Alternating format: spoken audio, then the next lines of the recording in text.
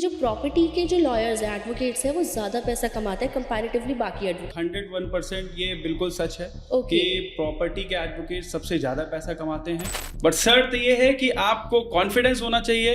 वो जो बैठा है, वो जो 10,000 करोड़ का मालिक है, उसके जी। साथ आंख में आंख डालने की आपके अंदर कुव्वत होनी चाहिए। कि एक स्टूडेंट है तो अगर उसका जो इंटरेस्ट है वो प्रॉपर्टी के मैटर्स में ही ज़्यादा है तो किस तरीके से उसको आगे बढ़ना चाहिए? रेयर अथॉरिटी, उसमें एग्जाम होता है और एग्जाम बेसिकली ऐसा होता है जिसमें सिर्फ 2 या 3 वैकेंसीज होती हैं। आपके पीछे 400 लोग बैठे होते हैं, एग्जाम देते हैं। बहुत कम लोगों को पता होता है कि एक लॉ असिस्टेंट का एग्जाम होता है, रिसर्चर का। वो एग्जाम टफ होता है, रिटन होता है, और 2 साल कंप्लीट करने के बाद मुझे ऐसा लगा कि अब मैं खुद कुछ बड़ा कर सकता हूँ। मतलब एक ऑफिस में बैठ के, एक चैम्बर में बैठ के उतनी चीज़ें नहीं कर सकता हूँ जितना मैं खुले मन से सारी चीज़ें एक आज़ाद पंछी की तरह कर सकता हूँ। तो मुझे लगा कि यूपी रेरा अथॉरिटी एक ऐसा ग्राउंड हो सकता है मेरे लिए, एक ऐसी अपॉर्चुनिटी हो सकती है जहाँ पे मैं बहुत कुछ सीख सकता हूँ। तो मैंने वो ऑप्ट किया। तो आप कुछ भी कर सकते हैं। ये तो बिल्कुल सही कह रहे हैं आप जीरो से स्टार्ट कर सकते हैं और जितने चाहें आप जीरो बढ़ा सकते हैं, आप अपनी इनकम में और आप अपने नंबर्स में। स्टार्ट करते ही मेरे पास कुछ 10-12 केसेस थे और आज की डेट है जब मेरे पास लगभग 500 केसेस हैं। और अगर आपके पास नॉलेज है तभी आपको कोई भी कंसीडर करेगा, वरना तो बहुत काले कोट पहन के हम घूम रहे हैं। बहुत टू बी वेरी फ्रैंक मैं ये चीज बोल सकता हूँ कि देखिए, आप अगर अपनी जर्नी काट रहे हैं, दिन में 500 रुपए, 1000 रुपए में आप खुश हो जा रहे हैं, तो फिर आप लॉयर नहीं, सिर्फ आप भीड़ बढ़ा रहे हैं। सो किस पॉइंट पे आके लीगल कंसल्टेंसी लेनी चाहिए? अपने हिसाब से मत चलिए, सारे काम आप मत करिए। आप शेफ भी बन जाएंगे, आपको खाना बनाना भी आता है, आपको बाकी काम भी करने आते हैं, आपको अपने ऑफिस का आईटी सेल भी संभालना है और आपको लीगल भी संभालना है। नहीं, मैंने नहीं लिया। आपने बहुत अच्छा किया, आपने लाल डोरा की लाइन ली जी। तो जिसको लीगल नॉलेज है, आप उसको अपना डॉक्यूमेंट दिखाइए कि ये देखिए सर, ये वाला हमें डॉक्यूमेंट मिला है, आप इसको एक बार पढ़ लीजिए, हमको इसमें अपनी लीगल एडवाइस दे दीजिए। सबके काम मत संभालिए, अपने आप इंजेक्शन मत लगाइए यूट्यूब पे देख के। एक कपल जो अपने सपनों का घर लेना चाहते थे, उन्होंने बिल्डर को 90% पेमेंट एडवांस दे दी, लेकिन फिर भी उन्हें पोजीशन नहीं मिला। टाइम पे टाइम बीतता गया, डेट्स मिलती गई, लेकिन उनको पोजीशन नहीं मिला। अब इन कपल्स ने जो गलती की थी, ऐसे बहुत से लोग करते हैं और अपने पैसों से हाथ धो बैठते हैं, यानी कि उनके सारे पैसे वेस्ट हो जाते हैं। तो ऐसी ही प्रॉब्लम्स को कवर करने के लिए हमने ये पॉडकास्ट रखा है, जो सारे प्रॉपर्टी मैटर्स, यानी कि प्रॉपर्टी से रिलेटेड फ्रॉड, कोई भी ऐसा फ्रॉड जो बिल्डर्स आपके साथ कर सकते हैं, आपको अवेयर रहना चाहिए या फिर आपको जानकारी होनी चाहिए जिन लैंड की, या फिर कोई ऐसे अग्रीमेंट्स जिनके बारे में आपको नहीं पता है, जिनमें आपको लॉयर की सलाह लेनी चाहिए। ऐसी सारी चीजें हम इस पॉडकास्ट में कवर करने वाले हैं। सो इस पॉडकास्ट को आपको बहुत ही ध्यान से सुनना है। And hello everyone, I am Riya. Welcome to our channel legal mind map and welcome to our podcast so tough for success. So आज का पॉडकास्ट बहुत ही ज्यादा इंपॉर्टेंट और नॉलेजेबल होने वाला है, खासकर उन लोगों के लिए जो प्रॉपर्टी में इन्वेस्ट करना चाहते हैं, और उन स्टूडेंट्स के लिए और उन एडवोकेट्स के लिए जो ऑलरेडी प्रॉपर्टी लॉयर है, या फिर वो स्टूडेंट्स जो प्रॉपर्टी एडवोकेसी में, यानी जो प्रॉपर्टी के लॉयर या एडवोकेट बनना चाहते हैं, जो अपना करियर इन चीजों में देख रहे हैं, क्योंकि बहुत से स्टूडेंट्स के बहुत सारे डाउट्स होते हैं इन्हीं टॉपिक्स को लेकर। सो बात करते हैं हमारे गेस्ट से। So today we have in our studio advocate Indresh Vikram Singh. Hello sir, how are you? बहुत बहुत धन्यवाद आपका इस शो पे बुलाने के लिए, और मैं बहुत बढ़िया हूं। जी, तो सर के बारे में आपको सबसे बेस्ट बताऊं आपको कि सर जो है प्रॉपर्टी मैटर्स में बहुत ही ज्यादा एक्सपीरियंस होल्ड करते हैं, काफी अच्छा एक्सपीरियंस है। अभी भी सर की हमें अपॉइंटमेंट बहुत ही मुश्किल से मिली है, यानी कि हमें मतलब मुझे बात करने के लिए भी बहुत ज्यादा वेट करना पड़ रहा था। आई वाज ऑलरेडी मतलब 1 हफ्ते से मैं मैसेज कर रही हूँ, सर प्लीज बता दो, पॉडकास्ट के टाइमिंग्स भी डिसाइड करने हैं, बट सर के पास टाइम भी नहीं था कि लाइक इतना ज्यादा सर बिजी चल रहे थे। बिकॉज रीजन ये है क्योंकि मैंने सर से भी बात भी की थी हमारे बैक स्टेज पे, जब मैंने बात की तो सर कह रहे हैं प्रॉपर्टीज में फ्रॉड इतने ज्यादा हो रहे हैं, इतने ज्यादा प्रॉपर्टी के मैटर्स है, इतने ज्यादा प्रॉपर्टी डिस्प्यूट्स है कि किसी भी प्रॉपर्टी के लॉयर्स के पास तो आपको टाइम मिलेगा ही नहीं मिलेगा। तो ये तो बहुत ही मुश्किल से सर ने टाइम निकाला, and thank you so much sir for coming here, for giving your precious time. So let's start our podcast. तो सर सबसे पहले आई वांट टू नो आपकी जर्नी, लाइक आई वांट कि आप बताएं अपनी जर्नी के बारे में कि कैसे आप इस फील्ड में आए, आपने लॉ करने का कैसे डिसाइड किया, और प्रॉपर्टी की फील्ड में ही क्यों डिसाइड किया। सो ये सारी चीज़ें आप हमें एक बार बताइए। होता ये है कि कोई एडवोकेट होता है जब, तो उससे पहले उसकी एक जर्नी होती है जो अच्छी भी होती है और बुरी भी होती है। जी क्योंकि कहते हैं कि कोई एक लास्ट ऑप्शन चुन लो तो एडवोकेट का ही बनता है। जब कोई बिल्कुल। कुछ नहीं कर पाता है तो वो एडवोकेट अपना एक प्रोफेशन चुन लेता है। जी ऐसे कहते हैं। हाँ कहते हैं, परंतु मेरे जो कैरियर का एक पॉइंट है वहाँ पे मैं आर्मी ज्वाइन करना चाहता था ओके और उसके अलावा मुझे कुछ नहीं करना था। ऑलराइट। तो फिर वहाँ से जर्नी स्टार्ट हुई, क्योंकि मेरे फादर भी एडवोकेट हैं। तो एक इंस्पिरेशन मिलता है कि जब आप एनडीए में हमने कुछ नहीं कर पाया, मैं आर्मी में कुछ नहीं कर पाया, तो मैंने फिर एक वही प्रोफेशन जो मैंने लगातार मैं अपनी लाइफ में देखता आ रहा था, क्लाइंट मीटिंग, लोगों से बात करना, उनकी दिक्कतों को समझना, तो मैंने अपना ये प्रोफेशन चुना। जी मेरी लखनऊ में पढ़ाई पूरी हुई, फिर मैंने जर्नी स्टार्ट करी कि मुझे प्रॉपर्टी से रिलेटेड कुछ करना है, क्योंकि कुछ लोग कहते हैं कि अगर अपने फादर का प्रोफेशन और उनका ऑफिस ज्वाइन कर लिया जी तो आपने ज़िंदगी में कुछ नहीं उखाड़ा है। पॉइंट तो तो है। इसलिए मुझे लखनऊ से अपनी जर्नी नोएडा स्टार्ट करनी पड़ी। तो लखनऊ से मैं यहाँ आया और बस में आया था। सुबह 4 बजे की बस से उतरा, मुझे पता भी नहीं था कि किधर जाना है। तो मेरा बेसिकली सिलेक्शन जो था वो UP RERA real estate authority है एक यहाँ पे, जी जो रेरा के मैटर्स देखती है। क्योंकि मेरा जब उसमें इंटरेस्ट था तो मैंने वो चूज़ कर लिया और उसमें मैंने एक एग्ज़ाम दिया, वो पास किया। उस पास करने के बाद मेरी सिलेक्शन यहीं पे हुआ और फिर मैंने अपनी जर्नी यहाँ से स्टार्ट करी, क्योंकि सीखने को पहले, आपको कुछ करने से पहले आप सीखेंगे। एग्जैक्टली। रेरा अथॉरिटी, उसमें एग्ज़ाम होता है और एग्ज़ाम बेसिकली ऐसा होता है जिसमें सिर्फ 2 या 3 वैकेंसीज होती हैं। आपके पीछे 400 लोग बैठे होते हैं, एग्ज़ाम देते हैं। बहुत कम लोगों को पता होता है कि एक लॉ असिस्टेंट का एग्ज़ाम होता है, रिसर्चर का। वो एग्ज़ाम टफ होता है, रिटन होता है और लॉ स्टूडेंट को इस पे फोकस करना चाहिए कि हर एक डिपार्टमेंट में जहाँ एग्ज़ाम होते हैं, जहाँ पे एक गवर्नमेंट इंस्टीट्यूशन है, उसको गो थ्रू करते रहें और वैकेंसी जरूर ऑप्ट करें। क्योंकि अगर कोई प्रोफेशन आप चूज़ कर रहे हो, जैसे एडवोकेसी है, तो उसमें एक डिपार्टमेंट में सीखने में आपको जितना सीख पाएंगे उतना आप बाहर ज़्यादा तक नहीं सीख पाएंगे। जैसे मैंने जब रियल एस्टेट ज्वाइन किया तो मुझे लगा कि यूपी रेरा अथॉरिटी एक ऐसा ग्राउंड हो सकता है मेरे लिए, एक ऐसी अपॉर्चुनिटी हो सकती है जहाँ पे मैं बहुत कुछ सीख सकता हूँ। तो मैंने वो ऑप्ट किया। फिर मेरी जर्नी ये हुई कि 2 साल मैंने कंप्लीट किए और 2 साल कंप्लीट करने के बाद मुझे ऐसा लगा कि अब मैं खुद कुछ बड़ा कर सकता हूँ। मतलब एक ऑफिस में बैठ के, एक चैम्बर में बैठ के उतनी चीज़ें नहीं कर सकता हूँ जितना मैं खुले मन से सारी चीज़ें एक आज़ाद पंछी की तरह कर सकता हूँ। बाहर आके मुझे ऐसा लगा कि मैं रियल एस्टेट में बहुत अच्छा कर सकता हूँ, क्योंकि मुझे जिसको नॉलेज होगी, मैं आपको बहुत क्लियर बता देता हूँ कि अगर किसी के पास नॉलेज है तो वो रिस्क उठाने के लिए, वो पैदा ही उसी के लिए हुआ है। ओके वो रिस्क उठा सकता है। अगर आपके पास नॉलेज है, इन्वेस्टमेंट की नॉलेज है, लीगल नॉलेज है, आपकी अपनी फील्ड में नॉलेज है, तो आप कुछ भी कर सकते हैं। ये तो बिल्कुल सही कह रहे हैं आप जीरो से स्टार्ट कर सकते हैं और जितने चाहें आप जीरो बढ़ा सकते हैं। आप अपनी इनकम में और आप अपने नंबर्स में जी कितना भी कुछ कर सकते हैं। तो मैंने फिर स्टार्ट किया। स्टार्ट करते ही मेरे पास कुछ 10-12 केसेस थे और आज की डेट है जब मेरे पास लगभग 500 केसेस हैं जी जिनमें मैं डील करता हूँ। तो this is all about the journey of my law student to the advocate of real estate. Okay that's like काफ़ी मोटिवेटिंग जर्नी है आपकी। सो मेरा एक क्वेश्चन है स्टूडेंट्स के लिए, जब अभी आपने बताया भी था एक एग्जाम के बारे में, can you repeat the word? एक एग्जाम होता है law trainee, law researcher. Alright, so law trainee, law researcher के बारे में आपने बताया, तो students you need to go and search about law trainee and law researcher. Vacancy आती है।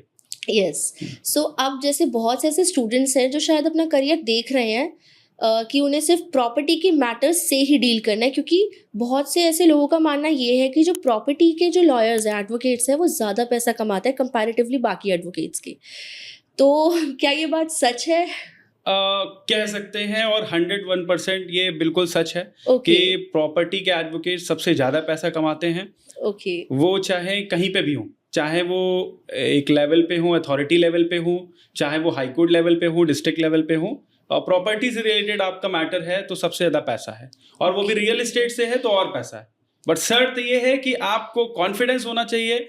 वो जो बैठा है, वो जो 10,000 करोड़ का मालिक है, उसके जी। साथ आंख में आंख डालने की आपके अंदर वो एक कुव्वत होनी चाहिए। तभी आप उस चीज़ को आप ऑप्ट कर पाओगे और अपनी लाइफ में कुछ अच्छा कर पाओगे।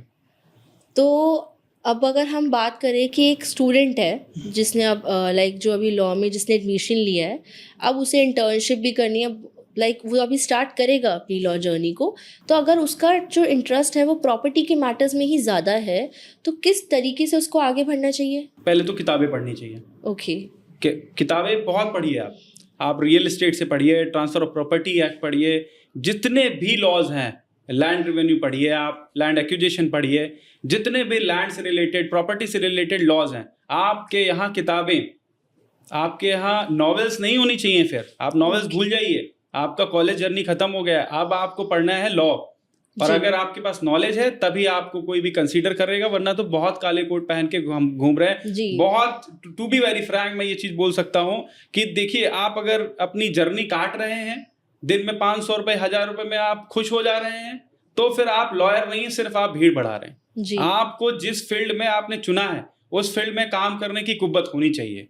फिर आप करिए, फिर मेहनत करिए, चाहे 2 बज जाए, चाहे 4 बज जाए, या सुबह हो जाए, आपको वो काम करना पड़ेगा, आपको पढ़ना पड़ेगा, और पढ़ के ही आप आगे बढ़ सकते हैं। बिना पढ़े, बिना नॉलेज गेन किए आप सूट पहन के गाड़ी में बैठ के आप ऑडी BMW में, अगर आप अच्छा पैसा है आपके पास, तो ऑडी BMW के भी बच्चे होते हैं जो बहुत रिच फैमिली से होते हैं, बट उनको कुछ नहीं आता है, तो वो जाते हैं, बट क्या है, नॉलेज नहीं है तो फेल हैं आप। और आप अगर आप बाइक से भी जाते हैं और आपके पास नॉलेज है तो आप कंसीडर किए जाएंगे जी। फिर आपकी BMW ऑडी आ सकती है। आपकी बातें बहुत ज़्यादा मोटिवेट कर रही है, और आई थिंक बच्चों को भी बहुत ज़्यादा मोटिवेट कर रही होगी। तो let's move to the next segment. ठीक है, सो अब हमने स्टूडेंट्स को तो गाइड कर दिया है, तो आते हैं कुछ प्रॉपर्टी रिलेटेड क्वेश्चंस पे, जो कि बहुत ज़्यादा इंपॉर्टेंट है। आजकल जो प्रॉपर्टी का फ्रॉड बढ़ता ही जा रहा है और लोगों को नॉलेज भी नहीं है कि किस तरीके से कब प्रॉपर्टी बाय करनी है, कौन सी प्रॉपर्टी बाय करनी है, कैसे प्रॉपर्टी बाय करनी है। तो ये सारी नॉलेज होना बहुत ज़्यादा इंपॉर्टेंट है, बिकॉज जो हमारी आज की आबादी है वो इन्वेस्टमेंट की तरफ बहुत ज़्यादा बढ़ रही है, अपने कदम बढ़ा रही है। तो it's very important, you should have a basic understanding of all these things, right? तो अब जब मैंने बात करी है प्रॉपर्टी फ्रॉड की, तो ऐसे कौन से कॉमन इश्यूज हैं या फिर कॉमन फ्रॉड कह लीजिए आप, जो लोगों को लाइक फेस करने पड़ते हैं और कॉमन है, या फिर मोस्ट ऑफ द केसेस में आपको यही चीजें मिलती है देखने को? अब बेसिकली कंप्लायंसेस बहुत हैं प्रॉपर्टी के मैटर्स में। मैं किसी का पक्ष नहीं लूंगा। Here the investment as well as for the promoters और द बिल्डर, दोनों को ही कंप्लायंसेस में फेस करना पड़ता है। जैसे अब कोविड आ गया, मैं आपको बताऊं, तो जो प्रोजेक्ट बहुत अच्छे फ्लो में चल रहे थे, मैं आपको बताऊं, बहुत फ्लो में अच्छा फ्लो था उनका, और कंस्ट्रक्शन भी अच्छा था। अब लेबर माइग्रेट हुए, सारा रियल एस्टेट ठप बैठ गया। अब वही इन्वेस्टमेंट जिसने करा हुआ है और जिसका लगभग 80% और उसकी सबसे ज्यादा पूरी अपनी लाइफ की जो इनकम है वो लगी हुई है उस प्रॉपर्टी पे, तो वो एक ऐसा फ्रॉड तो नहीं कह सकते, पर कहा जा सकता है कि आपके पास अगर पैसा है तो आप इन्वेस्ट तब करिए जब आप उसकी पूरी कंप्लायंसेस कर लीजिए, और वहां इन्वेस्ट करिए जहां कंप्लायंसेस हो चुकी हैं। तो उस बिल्डर के पास जाइए या उस कंसल्टेंट के पास जाइए जहां पर देखिए कि कंप्लायंसेस हुई हैं, नहीं हुई हैं। आपको भी ये ध्यान में रखना है कि जब आप पैसा लेके चले घर से, आप 10% भी 20% भी दे रहे हैं, तो भी आप देखिए कि उसका आप आगे क्या कॉन्सिक्वेंसेस हो सकते हैं। आप ये समझ लिए, जैसे मैं आपसे कह सकता हूं कि जो इन्वेस्ट कर रहा है वो सिर्फ और सिर्फ रियल एस्टेट एजेंट से बात करता है। और मेरा कहना है कि आप legal consultant, RERA legal consultant से बात करिए। आप उनको अपना BBA दिखाइए, बुकिंग फॉर्म दिखाइए, आप वो डॉक्यूमेंट्स दिखाइए जो उस प्रॉपर्टी से रिलेटेड है। आप सारी चीजें पहले परख लीजिए, उसके बाद आप पैसा लगाइए। रियल एस्टेट सेक्टर फ्रॉड नहीं है, बट कैविएट एम्प्टर एक वर्ड होता है, कैविएट एम्प्टर, जिसका मतलब होता है बायर बी अवेयर। वो खुद अवेयर होगा तो कोई चीज गलत नहीं होगी। जी बिल्कुल। तो this is the most thing which anyone can pertains to. Fraud की बात अगर करें तो पैसा फंसता है। पैसा वहां फंसता है जब आप इन्वेस्ट कर देते हैं, आपने 60-80% पैसा दे दिया, उसके बाद कंस्ट्रक्शन का विंग रुक जाता है। और वो कंस्ट्रक्शन जब रुकता है तब सबसे ज्यादा हार्म किसको होता है? जो जेन्युइन बायर्स होते हैं। तो उनका या तो पैसा फंस जाता है और पोजीशन फंस जाता है, ना वो कहीं पैसा लगा पा रहे हैं, ना कहीं वो पोजीशन ले पा रहे हैं। तो सबसे मेन चीज आपको ये देखनी है कि जब आप बिल्डर बायर एग्रीमेंट करें तो उसमें एक क्लॉज होता है, बहुत इंपॉर्टेंट क्लॉज है। हमारे मॉडल एग्रीमेंट में भी वो क्लॉज लिखा होता है कि आपको पोजीशन कितने समय पे मिलेगा, आप उसको पढ़ लें। दूसरी चीज आप ये देख लें कि बिल्डर बायर एग्रीमेंट में आपका पेमेंट प्लान क्या है, जी कि किस प्लान के अंतर्गत आपको पेमेंट देना था, वो आप देख लें। तो मैं आपको बताऊं कि आपके साथ फ्रॉड वो नहीं होगा। आपको समय पता होगा, फोर्स मेजोर की कैटेगरी पता होगी, कितने समय में आपको मिलेगा, और ये सारी चीजें कंप्लायंसेस करके ही आप इन्वेस्टमेंट करें। जी। तो अगर आप बात करें कुछ अवेयरनेस की, अभी आपने अपनी खुद ही आंसर में बोला था कि हमें अवेयरनेस होनी चाहिए। अगर मैं कोई प्रॉपर्टी परचेज कर रही हूँ तो मुझे तो कुछ पता ही नहीं है कि क्या देखूँ प्रॉपर्टी में क्या नहीं, तो फिर वो अवेयरनेस के कुछ आप पॉइंट्स ही बता दीजिए, तो ताकि लोग ध्यान रखें कि ये चीज़ें मुझे चेक करके ही प्रॉपर्टी लेनी है। और रियल एस्टेट सेक्टर एक ऐसा सेक्टर हो गया है, 2017 के बाद सारी चीजें ट्रांसपेरेंट हैं। जी आप ये समझ लीजिए, कहीं भी किसी भी स्टेट में आप चले जाएं, आपको एक रेरा अथॉरिटी मिलेगी। वहां पे पोर्टल, हर एक प्रोजेक्ट का पोर्टल बना होगा जो प्रोजेक्ट रजिस्टर्ड है रेरा में। ओके आपको वहां पे सारी चीजें मिल जाएंगी। एंड ये कंप्लायंस होता है जो हर बिल्डर को करना होगा और हर एक प्रमोटर को करना होता है। तो आपको सारी इंफॉर्मेशन, आपको मैप से रिलेटेड, आपको कंप्लायंसेस से रिलेटेड सारी चीजें आपको मिल जाएंगी वहां पे। आपको कुछ नहीं करना है, आपको वेबसाइट जाना है, आपको लॉगिन करना है, आपको वहां से बस सिर्फ सर्टिफिकेट निकालने हैं, आपको सारी नॉलेज मिल जाएगी कि ये प्रोजेक्ट रजिस्टर्ड कब हुआ, इस प्रोजेक्ट को कब तक के लिए अथॉरिटी ने इसको परमिट कर रखा है, मैप कितने वैलिड है, कितने समय के लिए वैलिड है, सारी चीजें आपको इन्फॉर्मेशन मिल जाएगी। बट आप एक बार एफर्ट करके देखिए। फिर भी अगर आपको दिक्कत होती है तो आप लीगल कंसल्टेंसी जरूर लीजिए। ओके। सो किस पॉइंट पे आके लीगल कंसल्टेंसी लेनी चाहिए? अब जैसे बिल्डर बायर एग्रीमेंट होता है, जी तो बिल्डर बायर एग्रीमेंट जब साइन होता है तो उसमें बहुत सारे क्लॉजेस होते हैं। जी अब जैसे आपने देखा होगा, इंश्योरेंस कंपनी आपको 500 पेजेस की एक बुकलेट थमा देती है, जी आप साइन कर देते हैं। आप 500 पेजेस पढ़ेंगे तो आप सारा काम छोड़ देंगे, फिर उसको 500 पेजेस लगभग 500 दिन लग जाएंगे आपको। और जी। Interpretation is a very tough task to handle, कि जी आप इंटरप्रिटेशन नहीं कर सकते, अपने हिसाब से नहीं कर सकते। Exactly. तो जिसको लीगल नॉलेज है, आप उसको अपना डॉक्यूमेंट दिखाइए कि ये देखिए सर, ये वाला हमें डॉक्यूमेंट मिला है, आप इसको एक बार पढ़ लीजिए, हमको इसमें अपनी लीगल एडवाइस दे दीजिए। जी तो आप अपने हिसाब से मत चलिए, सारे काम आप मत करिए। आप शेफ भी बन जाएंगे, आपको खाना बनाना भी आता है, आपको आप बाकी काम भी करने आते हैं, आपको अपना ऑफिस का आईटी सेल भी संभालना है और आपको लीगल भी संभालना है। तो जिसमें आप महारत हासिल है वही आप काम करिए। जी सबके काम मत संभालिए, अपने आप इंजेक्शन मत लगाइए यूट्यूब पे देख के। सो मतलब आपके अकॉर्डिंग जिस टाइम पे हम वो बिल्डर बायर अग्रीमेंट बनवाया है हमने, हमें उसी टाइम पे जो क्लॉजेस हम पढ़ रहे हैं, चाहे हमें कितनी भी अच्छी नॉलेज क्यों ना, बट हमें एक बार एडवोकेट से कंसल्ट कर लेना चाहिए। और जैसे बहुत से लोग हैं जो कंसल्ट नहीं करते हैं, तो इज इट फाइन लाइक, और इज इट कंपल्सरी, कंपल्शन ही है? मैं आपको वही चीज बता रहा हूँ कि आपको कुछ पैसे पहले खर्च करने पड़ेंगे। आपको देखिए क्या है कि आप आज पैसे बचा लोगे, कल आपका ज्यादा नुकसान हो जाएगा। तो आप लीगल कंसल्टेंसी ले लीजिए पहले भी, और बाद में भी जब आप फंसेंगे तो कम से कम आप ये चीज बता सकते हैं और आपको पता होगी कि एग्रीमेंट में क्या क्या लिखा हुआ था और आज हमें किस चीज से झेलना पड़ रहा है आपको, कि किस पॉइंट को लेके आपको वो पोजीशन नहीं मिल रहा है, रिफंड नहीं मिल रहा है, कौन से ऐसे प्रावधान हैं जिनके अंतर्गत आपको वो चीजें नहीं मिल पा रही हैं, जिसमें आप फेलियर हो रहे हैं। तो वो लीगल कंसल्टेंसी आपकी जरूरी है। आप पहले भी लीजिए और आप जब फंसते हैं तब भी लीजिए। आप खुद मत बनिए, आप कंसल्टेंसी ले लीजिए। सर जैसे अब आप बात कर रहे हैं ना बार बार कि खुद मत बनिए, कंसल्टेंसी ले लीजिए, मुझे ना इन सारी बातों से ना पता नहीं क्यों बस ऐसा लग रहा है कि आपके माइंड में कोई केस ज़रूर है, कुछ ना कुछ ज़रूर है जो आप ये बार बार रिपीट कर रहे हैं। तो कोई ऐसा केस है जो आपके साथ अभी रिसेंटली हुआ है या कभी पहले हुआ है कि लोग खुद ही अपने एडवोकेट बन रखे हैं? मैं आपको बताऊं, एक केस नहीं है मैम, लगभग नहीं तो मेरे पास 30 से 40 केस ऐसे होंगे जो सिर्फ मेरे पास आए कंसल्टेंसी के लिए। और मैं उसमें से एक केस जरूर बताऊंगा मैं आपको, वो बहुत इंटरेस्टिंग केस है जी। और उसमें क्लाइंट थे हमारे, हस्बैंड और वाइफ दोनों थे। वो आए, उन्होंने एक प्रॉपर्टी ली रखी थी जी। और वो आए हमारे पास और बोले कि ये प्रॉपर्टी हमने ली थी, हमें पोजीशन नहीं मिल रहा है, आप बताइए इसमें क्या कर सकते हैं। तो मैंने उनका बिल्डर बायर एग्रीमेंट देखा, सारी चीज़ें देखी, फिर मैंने उनको एडवाइस किया।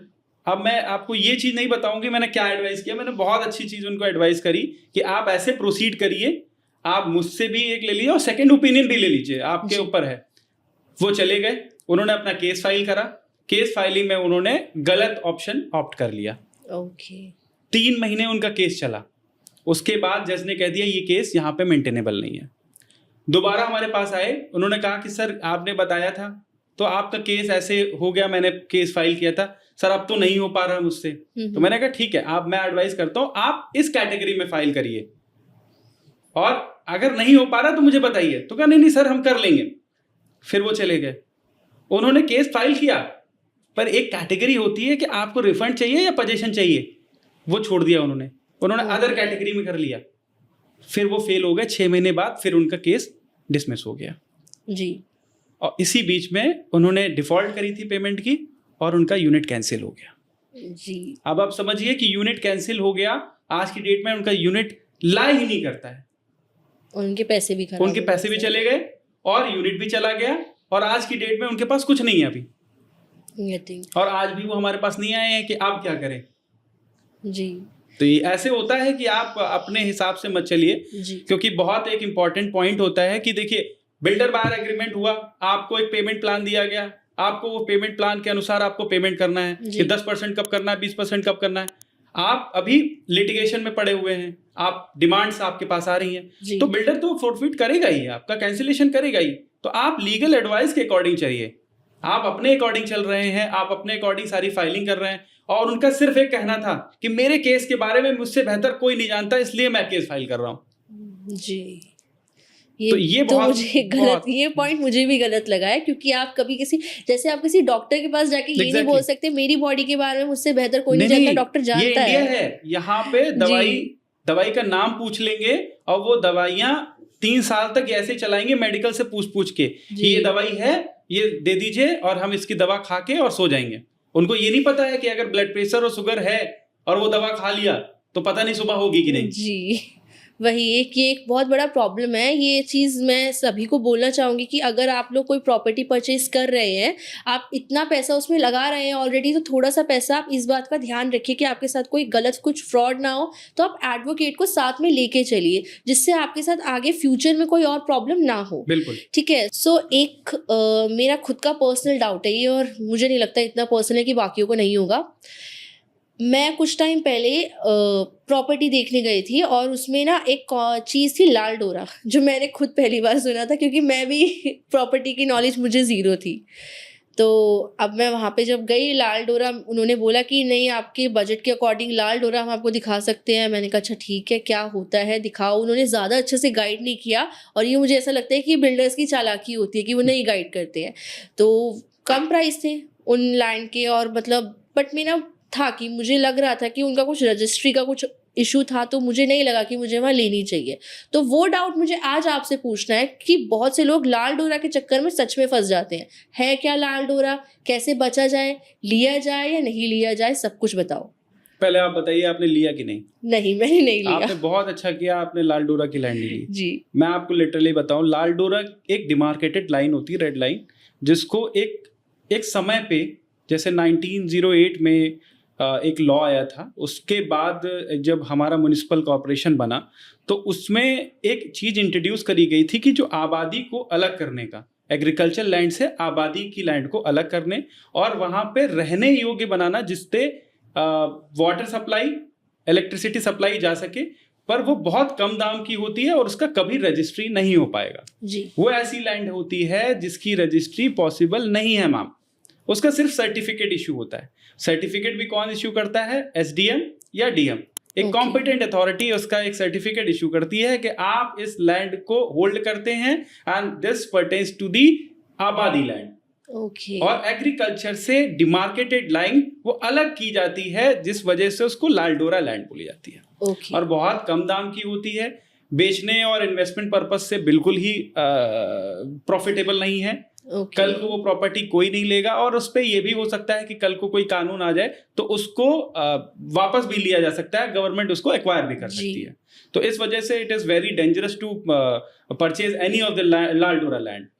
जी, मैंने भी ये चीज़, क्योंकि ये चीज़ मेरे सामने उस टाइम आई थी, मुझे बस इतना ही पता चला था कि इसकी आई थिंक रजिस्ट्रेशन नहीं होती है। बिल्कुल नहीं हो सकता, रजिस्ट्रेशन इज नॉट पॉसिबल। इसका रजिस्ट्रेशन नहीं हो सकता, तो यानी कि अगर गवर्नमेंट को लैंड कभी भी चाहिए होगी, तो आपने अपना घर बनाया, ऑफिस बनाया है, वो आपको चला गया आपका।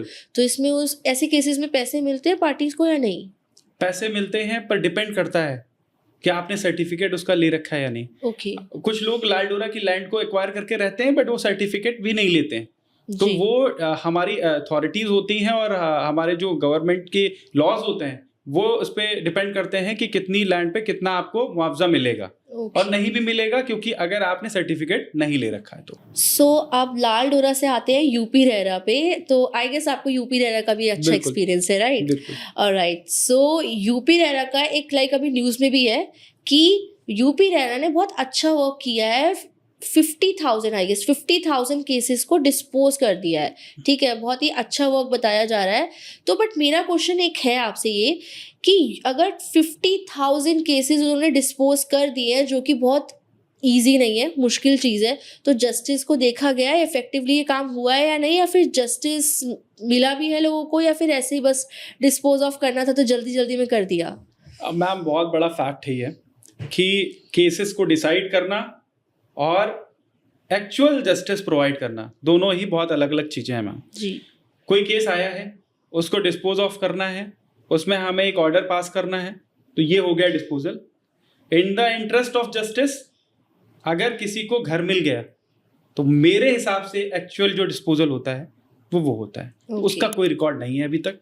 जो रिकॉर्ड है the disposal of the cases which has been filed since 2019 till 2025।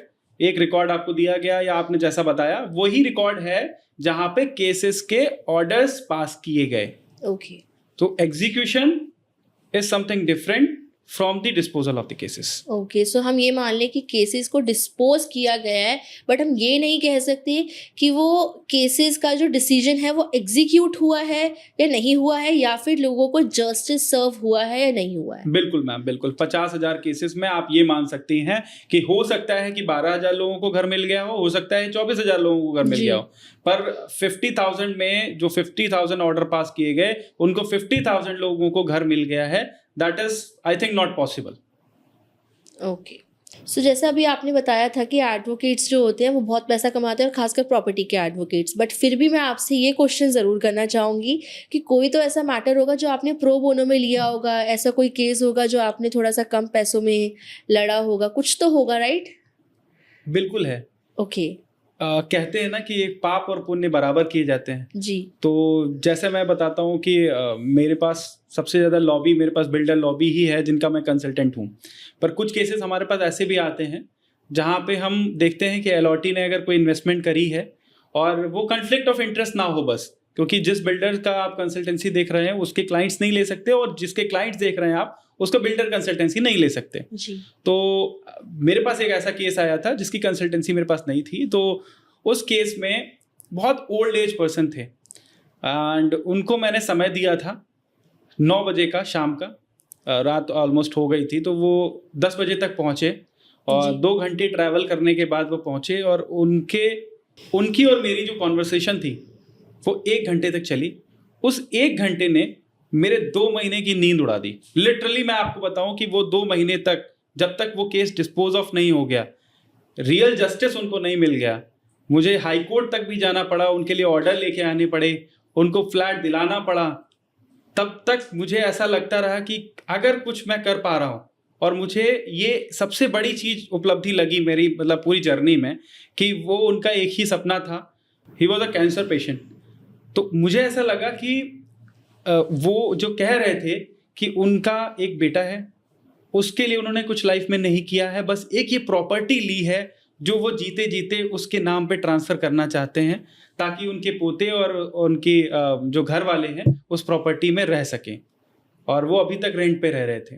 तो वो प्रॉपर्टी को दिलाने के लिए मेरा जो खर्चा हुआ, जाने का आने का, जो भी जैसा भी हो पाया, मैंने वो सब किया। और जब तक उन्हें घर नहीं मिल गया तब तक मुझे ऐसा लगता रहा कि अगर मैं ये केस हार जाता हूँ तो मैं आगे रियल एस्टेट के मैटर्स ही नहीं लूँगा। आप लिटरली ये मानिए, मैंने ये समझ ही लिया था कि मैं नहीं लूँगा केसेस।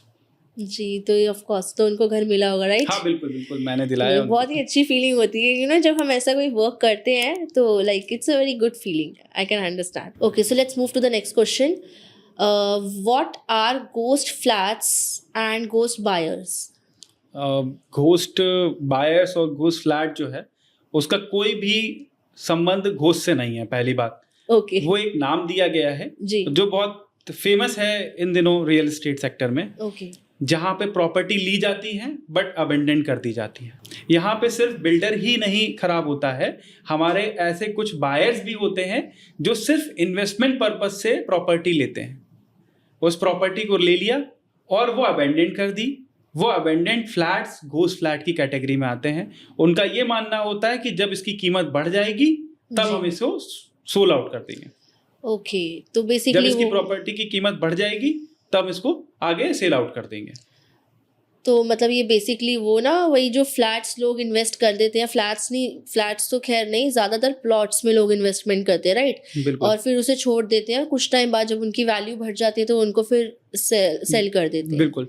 आप मान लीजिए जैसे कि नोएडा एनसीआर में आपने कोई प्लॉट लिया, जी तो यहाँ तो ऐसे प्लॉट कोई मिलेगा नहीं आपको, क्योंकि सारी अथॉरिटी एक्वायर्ड लैंड्स होती हैं। जैसे गाजियाबाद में जीडीए की होती हैं, नोएडा में नोएडा अथॉरिटी की होती है, और जीएनआईडीए मतलब ग्रेटर नोएडा में जीएनआईडीए ग्रेटर नोएडा डेवलपमेंट अथॉरिटीज की होती हैं। जी सारी लैंड प्लॉट्स अथॉरिटी के लैंड होती है। तो वहां पे आप होल्ड नहीं कर सकते, आपको एक समय सीमा दी जाती है कि इस समय सीमा में आपको कंप्लीशन करना है, अगर नहीं करते हैं तो पेनल्टी लगेगी। बट यहाँ पे जो रास्ता निकाल लिया, जो घोस्ट बायर का नाम दे सकते हैं जिनको, उन्होंने रास्ता ऐसे निकाल लिया कि फ्लैट में पैसा लगाया, फ्लैट को लिया 20% 30% हर एक फ्लैट में पैसा दिया, वो कंस्ट्रक्शन कंप्लीट हुआ, और जब कंस्ट्रक्शन कंप्लीट होने के बाद बायर शिफ्ट होना स्टार्ट हो गए, तो आप ये समझ लीजिए आपके फ्लोर पे 2 लोग रह रहे हैं जी और 5 फ्लैट वैकेंट पड़े हुए हैं। जी अब वो इंसान कैसे रहेगा? उसकी वैल्यू भी गिर गई। पूरे अपार्टमेंट में 10 लोग रह रहे हैं और इन्वेस्टमेंट 50 लोगों का है, वो रहने ही नहीं आ रहे हैं, तो वो घोस्ट फ्लैट और घोस्ट बायर्स की कैटेगरी में आते हैं। ओके और ऐसा ही आजकल चल रहा है कि 10-10 फ्लैट 5-5 फ्लैट एक इन्वेस्टमेंट पर्पज से इन्वेस्ट किए जा रहे हैं और अबेंडेंट छोड़ दिए जा रहे हैं कि उसकी जब कीमत बढ़ेगी, सर्किल रेट बढ़ेगा, तब हम उसको आगे सेल आउट करेंगे, जी जो कि रियल एस्टेट सेक्टर की जो गति है उसको भी रोक रहा है। सो मुझे आपकी बात से ये समझ आ रहा है कि यानी सिर्फ बायर्स के साथ ही गलत नहीं होता है, जो बिल्डर्स होते हैं उनके साथ भी गलत होता है राइट? बिल्कुल बिल्कुल बिल्कुल सही समझना है आपका जी कि सारे पत्ते एक जैसे नहीं होते। तो इसी तरीके से आप समझने की कोशिश करें कि जैसे बिल्डर डिफॉल्ट करता है वैसे कभी कभी बायर्स भी डिफॉल्ट करते हैं। जी बायर्स ऐसे डिफॉल्ट करते हैं कि उन्होंने मान लिया किसी प्रोजेक्ट में इन्वेस्ट किया और इन्वेस्ट करके 40% पैसा दिया और उसके बाद छोड़ दिया, और फिर जब कंप्लीशन की स्टेज पे चली गई प्रॉपर्टी तो उन्होंने एक रिफंड का केस फाइल कर दिया। जी अब आप समझ लीजिए रिफंड का केस फाइल किया है और अभी तक उसका अगर प्रोजेक्ट का कंप्लीशन सर्टिफिकेट नहीं आया, वो पूरी तरीके से प्रोजेक्ट कंप्लीट नहीं हुआ है और उसमें पैसा लग रहा है प्रोजेक्ट में, ऑलमोस्ट आपका 25 से 30% पैसा लग चुका है, और उसके बाद वो रिफंड करवा लेता है रेरा से, और वो भी विद इंटरेस्ट। ओके तो पैसा उसने जो लगाया था वो बिल्डर को फिर से देना पड़ जा रहा है वापस। तो जी। ऐसे जो घोस्ट बायर हैं वो एक प्रैक्टिस अपनाते हैं कि जैसे देखते हैं कि प्रोजेक्ट बढ़ना शुरू हो गया वैसे ही रेरा का तरफ चले जाते हैं, रेरा की तरफ चले गए, उन्होंने रिफंड का केस फाइल कर दिया, और तो कैसे पोजीशन मिलेगा? जी अब जो लोग जेन्युइन बायर हैं जिनको वो घर चाहिए, तो उनके कंस्ट्रक्शन तो स्लो डाउन होगा कि आरसीआं पेंडिंग है 5-10 करोड़ की, 20-20 करोड़ की, कि बाकी बायर्स को पैसा देना है जो उसमें नहीं रुकना चाहते हैं, और जो रुकना चाहते हैं उनको पोजीशन चाहिए। तो लायबिलिटीज जब बढ़ जाती हैं तो फिर जो रिस्पॉन्सिबिलिटीज वो कम हो जाती हैं। तो अब हम बैंक के कॉन्सेप्ट को कवर करते हैं कि बैंक का क्या इन्वॉल्वमेंट है रियल एस्टेट के अंदर। वैसे तो अब वो चीज़ वो प्रैक्टिस रुक गई है। ओके एक स्कीम हुआ करती थी सबवेंशन स्कीम, सबवेंशन स्कीम अब रोक लग गई है, अब उसको कंसीडर नहीं किया जाता है, और सुप्रीम कोर्ट ने भी बहुत सारे ऑर्डर्स में इस पे बैन लगाया हुआ है कि there is no scheme like a subvention scheme. Subvention scheme basically होती है कि एक बिल्डर ने अपना प्रोजेक्ट स्टार्ट किया, उस प्रोजेक्ट की फ्लैट के रूप में एक बायर ने अपना फ्लैट लेना चाहा, तो उसको बैंक से इंट्रोड्यूस कराया, उससे पैसे लिए, कंस्ट्रक्शन स्टार्ट हो गया, लोन चढ़ गया अलॉटी के ऊपर, बायर के ऊपर। अब वो ईएमआई भी भरता है, रेंट भी भरता है, और उसके बाद वो वेट भी करता है पोजीशन के लिए। इसलिए आज की डेट में बैंक का इन्वॉल्वमेंट बस इतना है और इतना ही रह गया है सीमित कि वो प्रॉपर्टी जो रेडी टू मूव इन है और जो फ्लैट बिक रहे हैं जिसमें कुछ टाइम के बाद पोजीशन मिलना है, तो उसमें लोन प्रोवाइड कराता है जिसमें कोई सबवेंशन स्कीम का इन्वॉल्वमेंट नहीं होता है। उसमें टाइम टू टाइम एक पेमेंट प्लान होता है, उस प्लान को सबमिट कर दिया जाता है बैंक में और बैंक उसी के अकॉर्डिंग वो पैसा डिसबर्स करती रहती है। 100% पैसा अब नहीं देती है बैंक। ओके पूरा लोन, पहले क्या होता था, पूरा लोन एक साथ उठ के चला जाता था। ओके तो अब उसमें थोड़े चेंजेस आए हैं। सो अब जैसे कि ना जीएसटी भी एक कॉन्सेप्ट आ चुका है, तो प्रॉपर्टीज में भी थोड़ा सा आई थिंक ये काफ़ी कंफ्यूजिंग है कि कब लगता है कब नहीं लगता है, तो थोड़ा सा आप ये भी क्लियर करोगे? आप प्रॉपर्टी पे अंडर कंस्ट्रक्शन कोई प्रॉपर्टी है, जी जैसे कोई कंस्ट्रक्शन हो रहा है, अभी ऑनगोइंग प्रोजेक्ट्स हैं, तो उन पे जीएसटी लगता है। गुड्स एंड सर्विसेज टैक्स होता है ये। जीएसटी का कॉन्सेप्ट है, जीएसटी का कॉन्सेप्ट वहाँ पे लागू होता है जहाँ पे कंस्ट्रक्शन अभी कंप्लीट नहीं हुआ है और प्रॉपर्टी वो अंडर कंस्ट्रक्शन है। जी जैसे स्टॉक्स में अभी कंप्लीट नहीं हुआ है, रॉ मटेरियल पड़ा हुआ है, तो वो उसका आना जाना लगा रहता है, तो उस पर टैक्सेस लगता है। जब एक बार बन के खड़ी हो जाती है बिल्डिंग और फर्निश हो जाता है और उसको अथॉरिटी कंप्लीशन सर्टिफिकेट दे देती है, जी तब जीएसटी लागू नहीं होता है। तो ये भी बहुत बायर्स को पता नहीं है कि कब जीएसटी लगेगा, क्योंकि उनका एक डिमांड लेटर आता है, उस पर एक लेजर होता है, उसमें मेंशन होता है कि जीएसटी लागू हुआ, जीएसटी लागू हुआ, बट वो उनको जीएसटी नहीं देना होता है जो प्रोजेक्ट ऑन गोइंग कैटेगरी से बाहर होते हैं, जहाँ पे कंप्लीट होता है प्रोजेक्ट, तो कंप्लीशन के स्टेज पे जीएसटी नहीं लागू होता है। ओके सो अब एक और क्वेश्चन है मेरा, बेनामी ट्रांजैक्शन का बहुत ज़्यादा हाइप क्रिएट हो रही है आजकल इस चीज़ की, बहुत सुनने में आ रहा है बेनामी ट्रांजैक्शन की, बहुत क्लेवर माइंड यूज़ करके लोग ऐसा कुछ करते हैं, तो ये थोड़ा सा आई वांट टू नो। बेनामी ट्रांजैक्शंस का सीधा फंडा होता है जी कि आप लॉस को, टैक्सेस को दरकिनार कर दें ओके और ब्लैक मनी को सर्कुलेट करना शुरू कर दें। जहां प्रॉपर्टी आप अपने नाम से नहीं लेते हैं, किसी और के नाम से लेते हैं, किसी और का नाम इन्वॉल्व करते हैं, वो जी। होती है बेनामी ट्रांजैक्शन। आप Okay. सरकारी अधिकारी हैं, आपके पास ज़्यादा पैसा है, आपके पास बहुत पैसा रखा हुआ है, बट आप प्रॉपर्टी नहीं खरीद सक रहे हैं, जी आप प्रॉपर्टी नहीं खरीद पा रहे हैं, तो आपको ये लगता है कि हम थर्ड पर्सन के नाम से प्रॉपर्टी ले लेते हैं, मामा के नाम से, भांजे के नाम से, जी किसी के नाम से प्रॉपर्टी ले ली, पर वो प्रॉपर्टी में आपका ही पैसा सर्कुलेट हो रहा है, तो Okay. उसको बेनामी ट्रांजैक्शन बोलते हैं। और ये बेसिकली रियल एस्टेट सेक्टर में होता है, बट पर इस पे बहुत सारी रोक भी लगाई गई है Okay. और गवर्नमेंट के लॉज भी हैं इस पे कि आप ऐसा नहीं करें। जी हाई कोर्ट, सुप्रीम कोर्ट इस पे बाध्यता करती है Okay. और बेनामी ट्रांजैक्शन नहीं करना चाहिए, जो कि ब्लैक मनी का बहुत बड़ा जो ट्रांजैक्शन का बहुत बड़ा स्रोत है, जी वो है बेनामी ट्रांजैक्शन। इसलिए बेनामी ट्रांजैक्शन नहीं करना चाहिए, इन्वेस्टमेंट भी नहीं करना चाहिए और वहां इन्वॉल्व भी नहीं होना चाहिए, ओके क्योंकि इसका पहले कॉन्सेप्ट चलता था प्रोफाइल फंडिंग का, जी वो भी एक तरीके की बेनामी ट्रांजैक्शन का ही कॉन्सेप्ट था। ऑलराइट सो हम अब जाते हैं एक रैपिड फायर राउंड पे, जिसके आंसर्स आपको थोड़ा सा जल्दी जल्दी बताने हैं, ठीक है, without taking time. So myth और फैक्ट की बात करेंगे अभी हम। Power of attorney means full ownership. Myth. Okay. RERA applies to all real estate projects. Myth. Okay. An unregistered will has no legal value. Fact. Okay, verbal property agreements are legally binding. Myth. All right. Now, this and that. Under construction versus ready to move in. Ready to move in. Always ready to move in. Okay. RERA versus civil court. RERA.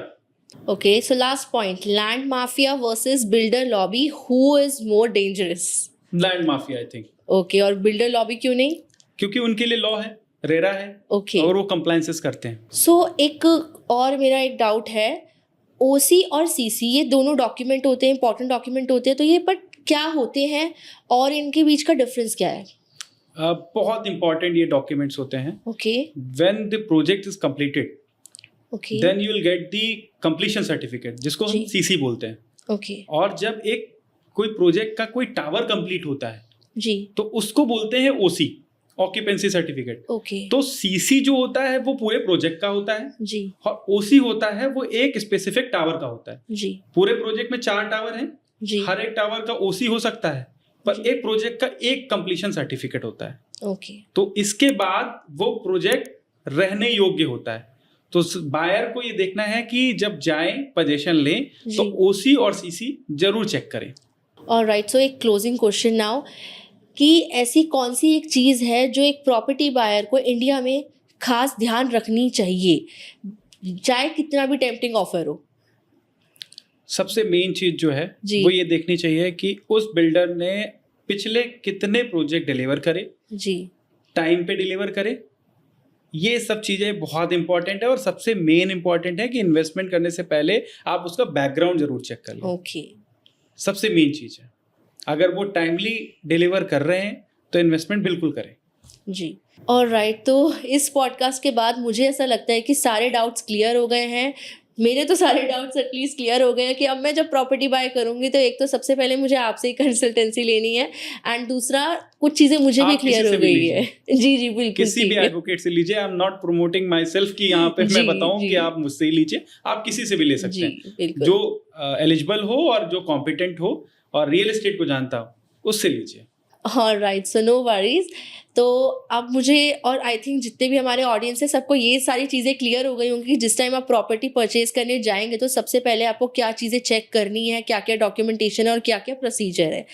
सो ये podcast हमें यहीं पे ख़त्म करना होगा और आगे कोशिश करेंगे कि हम ऐसे और भी पॉडकास्ट लेकर आएँ, क्योंकि बहुत ही ज़्यादा नॉलेजेबल, बहुत ही ज़्यादा इन्फॉर्मेटिव पॉडकास्ट था ये।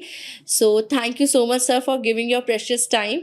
Thank you so much. Thank you and so अगर मच। आपको भी ऐसे और भी पॉडकास्ट चाहिए तो कमेंट डाउन एंड हमें बताइए कि आपको किस टाइप के पॉडकास्ट चाहिए, या फिर अगर आपके माइंड में कोई नेम है कि आप इनके साथ पॉडकास्ट चाहते हैं हमारा देखना, तो please let us know in the comment section and don't forget to like, share and subscribe.